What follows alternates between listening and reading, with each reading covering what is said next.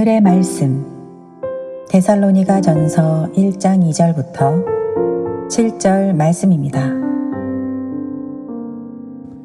우리가 너희 모두로 말미암아 항상 하나님께 감사하며 기도할 때에 너희를 기억함은 너희의 믿음의 역사와 사랑의 수고와 우리 주 예수 그리스도에 대한 소망이 있니를 우리 하나님 아버지 앞에서 끊임없이 기억함이니 하나님의 사랑하심을 받은 형제들아 너희를 택하심을 아노라.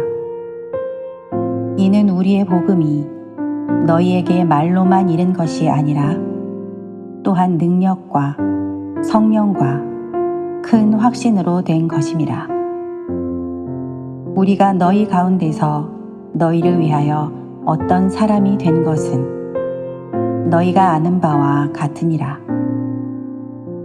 또 너희는 많은 환난 가운데서 성령의 기쁨으로 말씀을 받아 우리와 주를 본받은 자가 되었으니 그러므로 너희가 마게도냐와 아가야에 있는 모든 믿는 자의 본이 되었느니라. 아멘. 오늘 예배 가운데 나오신 여러분 모두에게 우리 주님의 크신 은총과 평강이 함께 하시기를 바랍니다. 우린 예배를 통하여서 하나님을 만나야 합니다. 하나님을 만나지 못한 예배는 참된 예배가 아닙니다. 아무리 거룩한 음악이 흘러나오고 거룩한 예식을 따라 행하고 또 거룩한 성전에서 예배를 한다 해도 하나님을 만나지 못하면 그 예배는 아무 의미가 없을 것입니다. 그러기 위해 우리는 먼저 예배할 때에 우리 마음의 신령과 진정을 담아야 할 줄로 믿습니다. 하나님께서는 그러한 예배를 기뻐하십니다.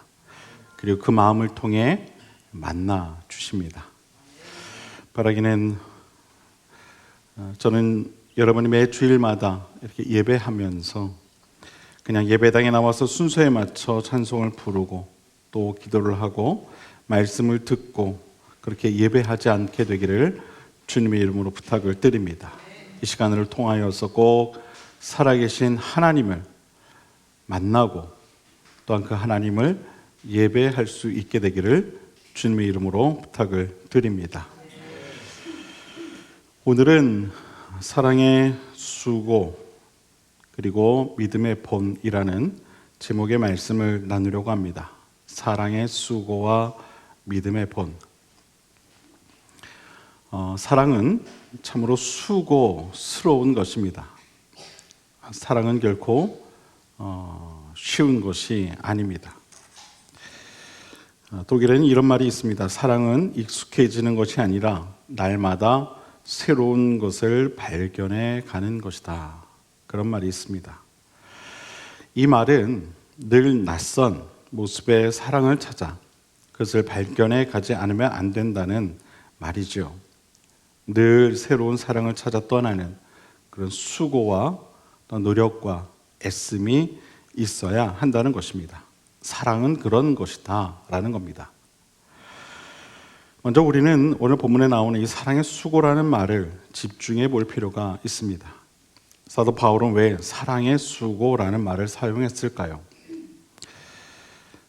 여러분, 사도 바울은 사랑을 수고하는 것이다 그렇게 먼저 이야기를 합니다.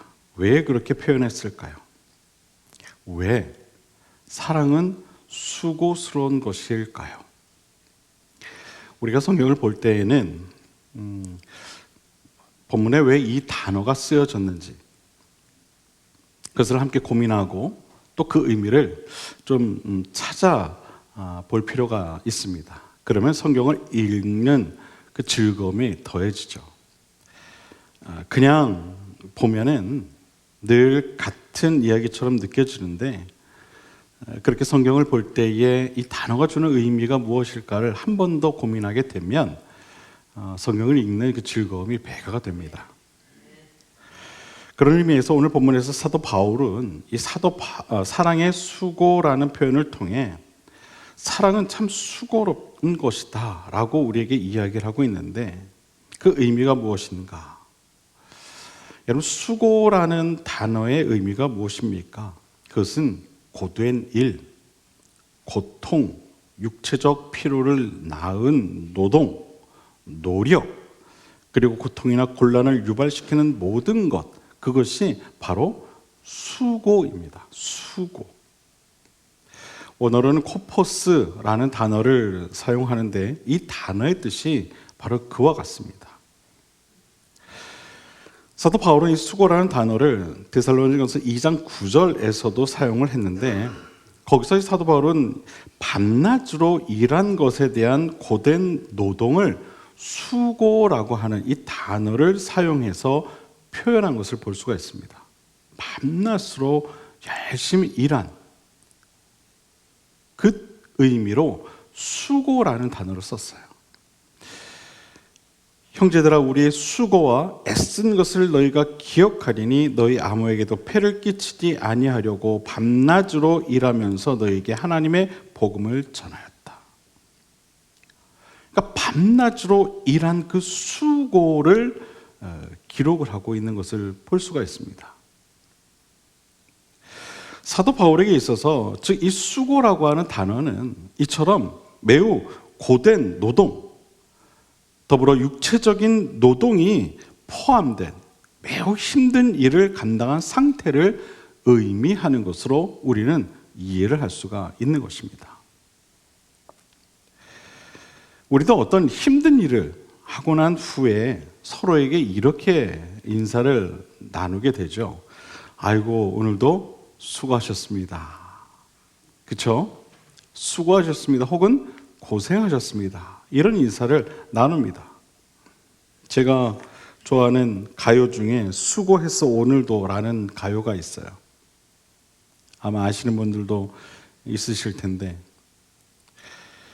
이 노래가 만들어진 계기가 이렇다고 합니다. 이 곡을 작곡한 가수가 하루 종일 정말 수고한 자신을 향해서 어느 누구도 수고했다는 말을 하지 않았다는 거예요. 그래서 스스로에게 아이고 수고했어 오늘도 그렇게 말하면서 이 곡을 쓰게 됐다고 해요. 힘든 일을 마치고 스스로에게든 또 함께 일한 동료에게든 이처럼 이 수고했다는 표현은 서로에게 큰 힘이 되어 줍니다. 또 그런 일을 마친 후에 듣고 싶은 말이기도 하죠. 수고했어. 사람은 누구든 자신의 수고를 알아줄 때 감동을 받게 됩니다. 여러분도 그러시죠? 여러분도 어떤 힘든 일을 하고 난 후에 누군가가 와서 아이고 참 수고했습니다. 아이고 수고했어 이렇게 말해주면 마음의 감동이 있으시죠? 네. 핸드폰도 그렇다고 하잖아요. 네. 핸드폰도 맞다고 이야기를 하네요. 네. 그 이유가 무엇일까요? 그 이유는 내 수고가 헛되지 않다고 하는 그것을 증명받는 말이 바로 그 말이기 때문에 그래요. 아이고 수고했어. 오늘도 참 수고했어. 넌 오늘도 참 의미 있는 일을 했어. 모두를 위해서 참 애썼어. 그런 말이기 때문에 그렇습니다. 그래서 누군가의 수고를 알아주는 것, 그것도 참 중요한 일입니다. 오늘 본문에서 사도 바울은 데살로니가 교회 교인들에게 이처럼 당신들의 그 사랑이 참으로 수고로웠습니다 라고 이야기를 하고 있어요. 데살로니가 교회 성도들의 사랑이 얼마나 수고로웠으며 사도 바울이 이처럼 사랑의 수고를 기억하며 그들을 칭찬까지 했을까? 우린 그것을 좀 생각해 볼 필요가 있습니다. 얼마나 그들의 사랑이 수고로웠으며 그렇게 칭찬까지 했을까? 또한 그들의 사랑의 수고가 얼마나 빛이 났으면 그 소문이 멀리 마케도니아 전역과 아가야에 이르기까지 알려지게 되었을까? 그걸 생각을 해볼 필요가 있습니다. 지금처럼 어떤 반나절 만에 온 세계 뉴스가 전달되던 그런 시대가 아니었잖아요. 그렇죠? 입소문을 타야만 알 수 있는 그런 시대였는데 얼마나 그들의 사랑이 빛이 났으면 저 멀리 마케도냐 지역과 저 아래 아가야 지역까지 그들의 소문이 알려지게 되었을까? 아마도 그들의 사랑의 수고는 분명 평범하지만은 않았을 것입니다. 사랑이라고 하는 것은 그런 것입니다. 쉬운 것이 아니라는 거예요. 특히 우리의 사랑은 더더욱 그렇습니다. 그리스도인의 사랑은 더더욱 그래요. 왜냐하면 그리스도의 사랑은 드러나는 사랑이 아니기 때문에 그렇죠. 저 이거 했습니다. 그러니 좀 알아주십시오. 라고 그렇게 드러내는 사랑이 아니기 때문에 더더욱 그래요. 아무도 모르게 하는 것이 바로 우리의 사랑 아니겠습니까? 주님께서도 그래서 그런 말씀을 하시잖아요. 오른손이 한 일을 어떻게 하라고요? 왼손이 모르게 해야 된다. 그러니까 내 자신이 선을 베푸는 것조차 알지 못하게, 즉 드러나지 않게 해야 하는 것이 너희의 사랑이다. 그렇게 말씀하고 계시죠. 그래서 더욱 하기가 어려운 것이 바로 우리의 사랑입니다. 사도 바울이 경험했던 데살로니가 교회 교인들의 사랑은요, 참으로 수고로운 것이었어요. 데살로니가 교회의 상황이 더욱 그랬죠. 데살로니가 교회 교인들은 많은 환난 가운데 놓여 있었습니다. 오늘 본문에 보면 6절에 너희는 많은 환난 가운데서 성령의 기쁨으로 말씀을 받아 우리와 주를 본받은 자가 되었다라고 말하고 있어요. 이 본문만 보더라도 이 교회가 얼마나 환난 가운데 또 안정적이지 않은 그런 상태에 있었는가를 우리는 알 수가 있어요. 굉장히 불안하고 무언가 정리되지 못한 그런 상태였죠. 많은 환난이 있었어요. 데살로니가 교회 교인들은 지역적인 특성과 사회적 분위기에 따라 우상을 섬기던 그런 사람들에 의해 세워진 그런 교회였습니다. 지역적인 특성은 데살로니가 지역이 당시에 매우 중요한 항구 도시였습니다.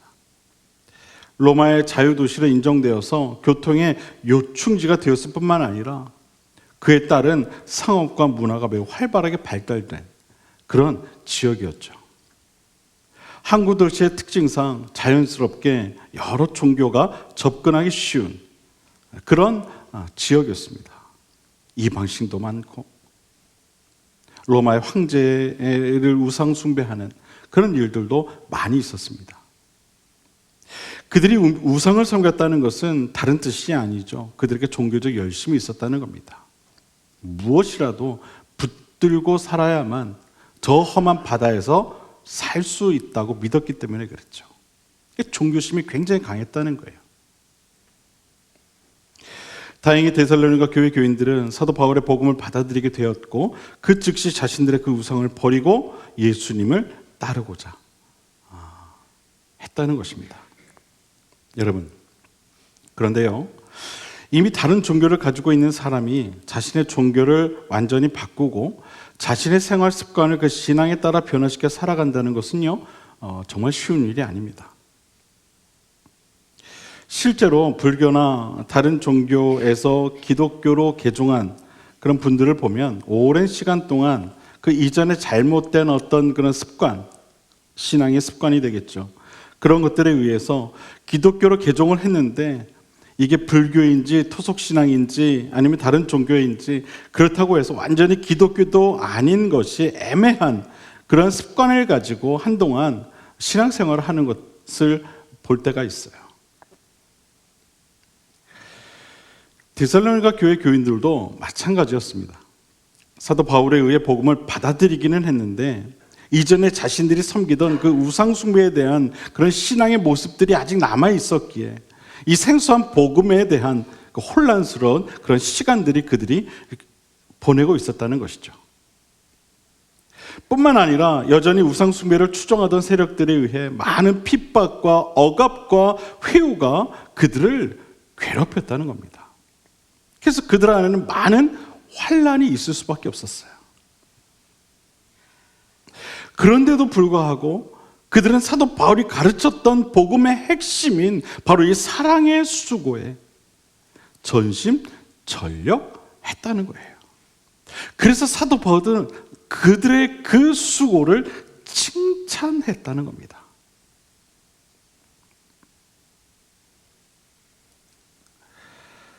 사도 바울이 전한 복음은 다른 것이 아니었겠죠. 다메섹 도상에서 자신을 만났던, 그 자신을 용서하셨던 그 주님의 은혜를 전했을 거예요.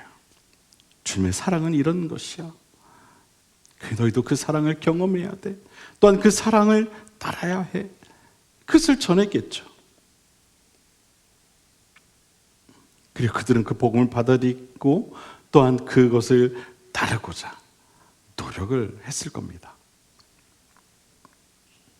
나 같은 죄인 살리신 주 은혜 놀라워 잃었던 생명 찾았고 광명을 얻었네.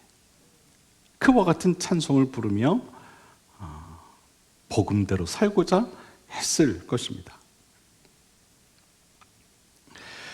데살로니가 전서에서 사도 바울이 편지로 전하고자 하는 내용도 바로 이와 일치합니다. 받은 은혜에 따른 신앙의 거룩함을 이루라는 것이죠. 즉 신앙의 순결함을 지켜 행하라는 것입니다. 이것이 바로 데살로니가 전서의 핵심입니다. 신앙의 거룩함을 지켜라.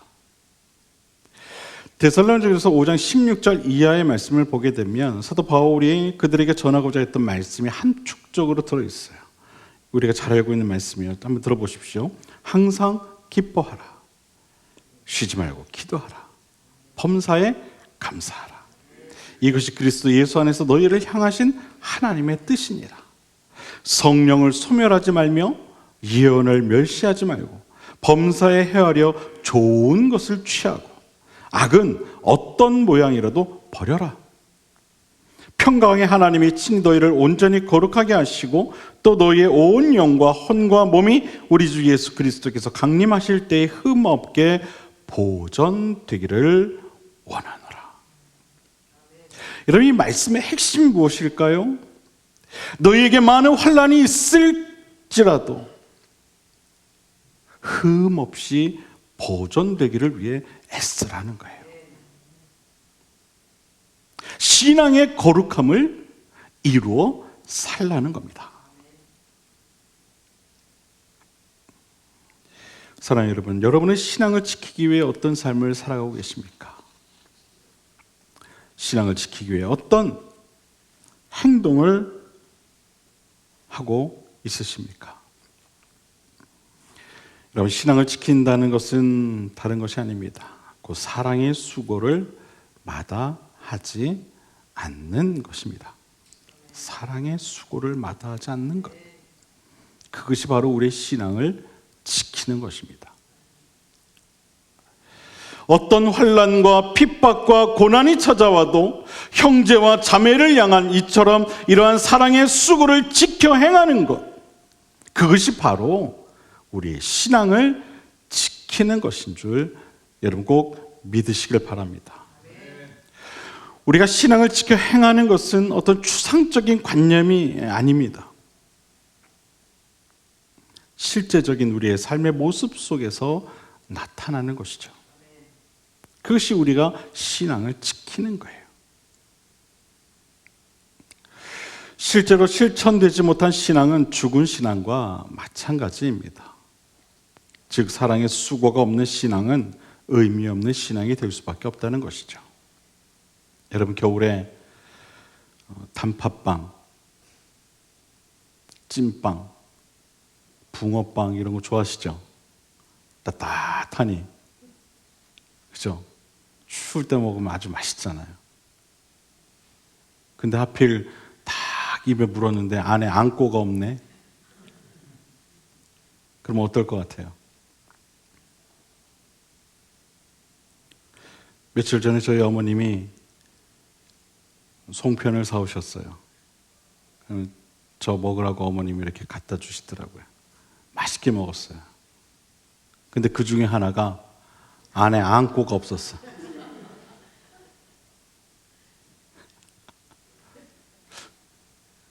그게 무슨 맛이 있겠습니까?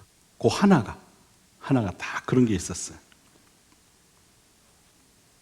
여러분, 사랑의 수고가 없는 신앙은요, 이런 거예요. 아무 맛도 없는 겁니다.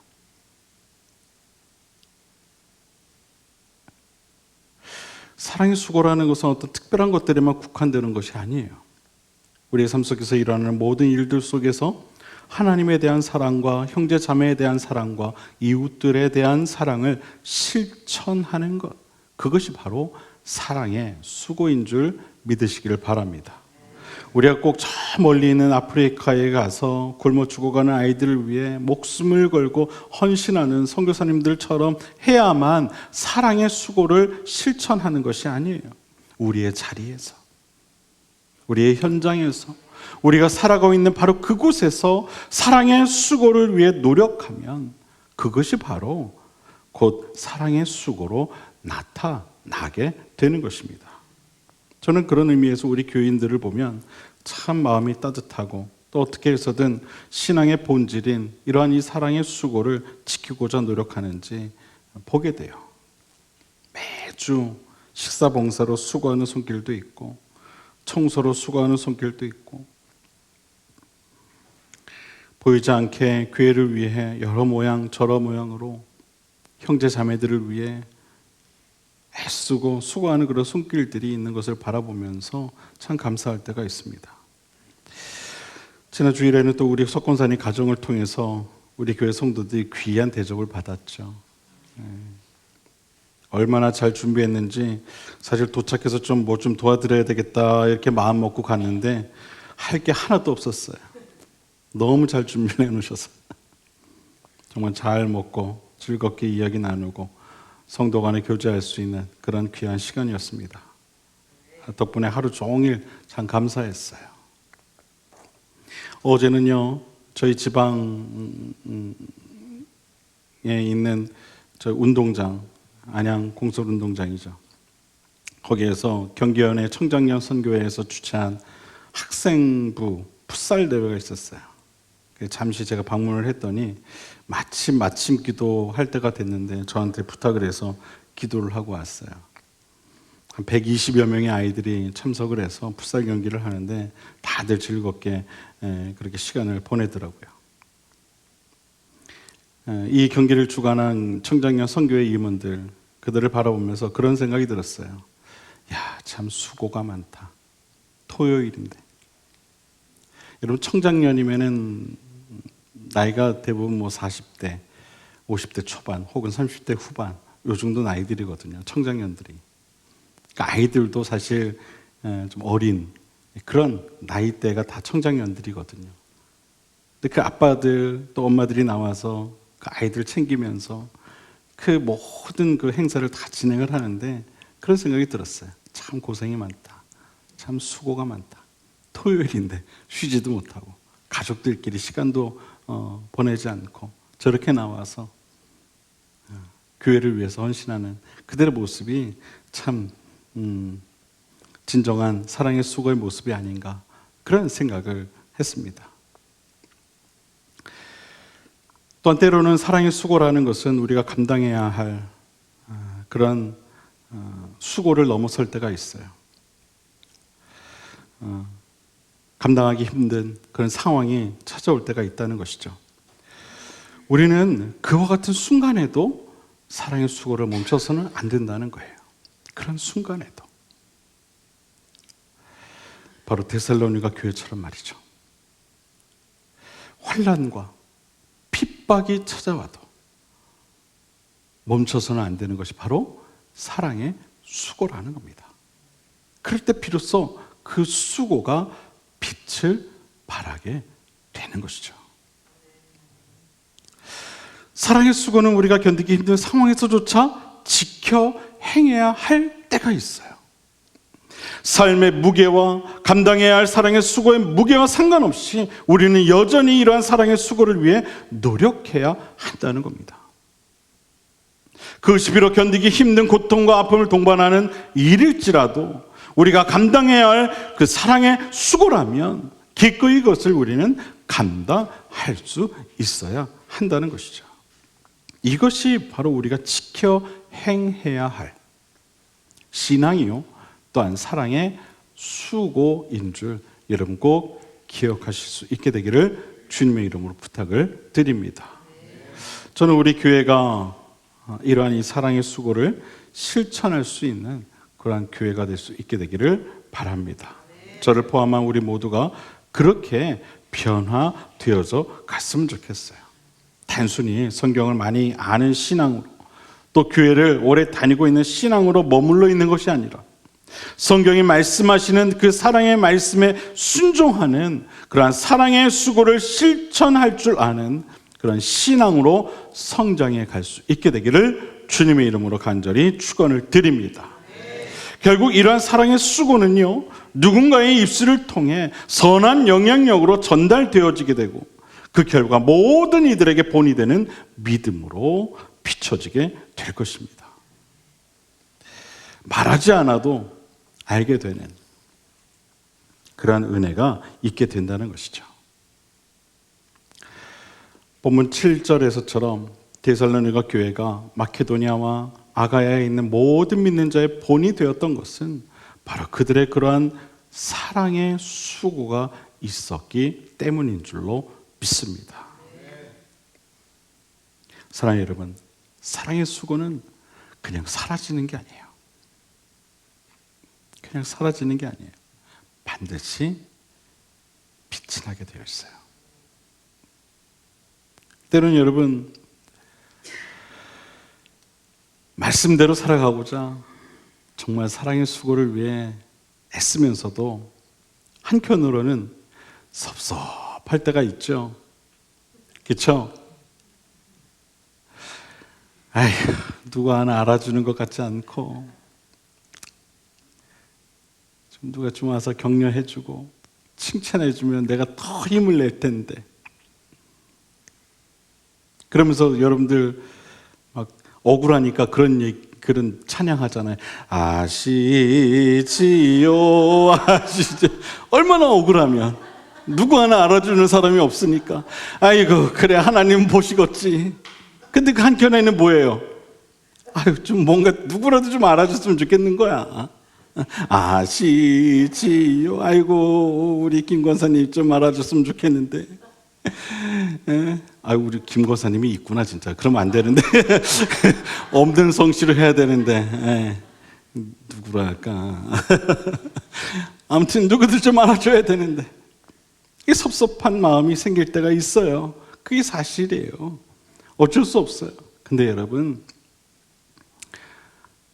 하나님은 다 보고 계시고 언젠간 여러분의 그 사랑의 수고가 빛이 날 때가 있어요. 그냥 사라지는 게 아니에요. 반드시 믿음의 본으로 나타나게 되어 있어요.